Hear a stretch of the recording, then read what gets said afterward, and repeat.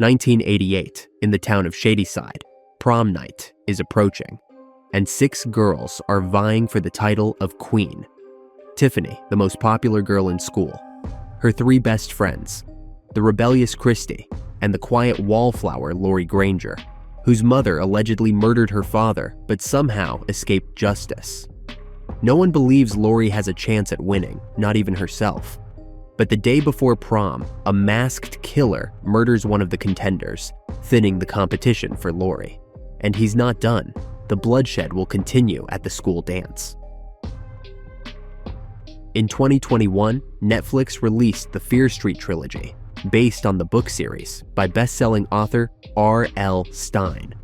The 3 films were connected by an overarching story, but took place in different time periods and were shot in distinct stylistic approaches. The second installment, inspired by Friday the 13th and set in 1984, turned out to be the strongest. The producers, initially aiming for a full-fledged franchise, took notes and set the 4th film in the 80s as well, arguably the most defining decade for teen slashers. Of course, Prom Queen doesn't just dabble in retro aesthetics, it drowns in them.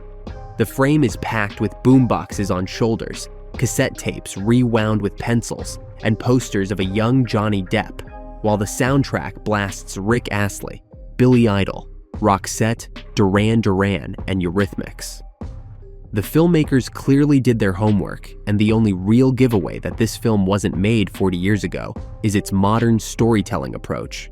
Its narrative structure, reshaped by decades of slasher tropes and reinventions, has become a monstrous pileup of audience expectations and false leads.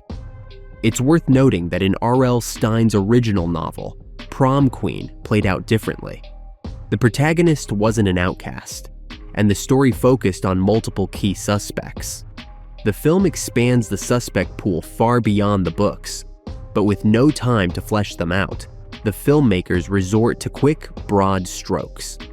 This one gives a weird look. That one says something off, and this other one got killed off-screen, which, for audiences raised on Scream sequels, is enough to mark them as potential killers.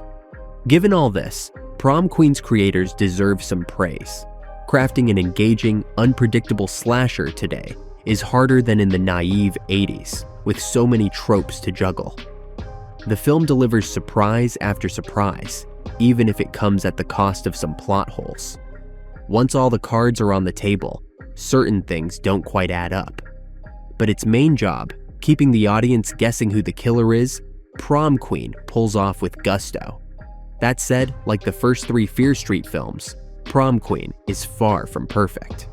The direction is straightforward and uninspired, the acting lacks punch, the Mean Girls and Scream Queens parallels feel mechanical, and the dialogue could have used more polish. Characters endlessly rehash the same points. At least Fear Street sticks to its hard R rating when it comes to brutality, with blood flowing freely. There are even a couple of genuinely memorable kills, including a darkly comedic take on the infamous "no arms, no cartoons" joke.